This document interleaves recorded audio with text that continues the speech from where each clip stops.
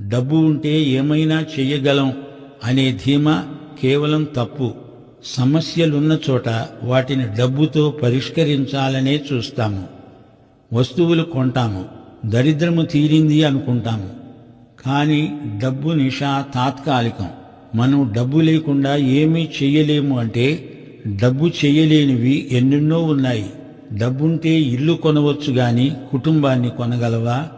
డబ్బుంటే పుస్తకాలు కొనగలవు గాని జ్ఞానాన్ని కొనగలవా? డబ్బుంటే ఔషధాలు కొనగలవు గాని ఆరోగ్యాన్ని కొనగలవా?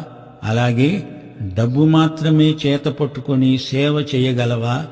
ధనాపేక్ష సమస్త కీడులకు మూలం. డబ్బు శక్తి పరిమితం. దేవుని స్థానంలో డబ్బును పెట్టవద్దు. డబ్బు చేసే వాగ్దానాలను నమ్మవద్దు.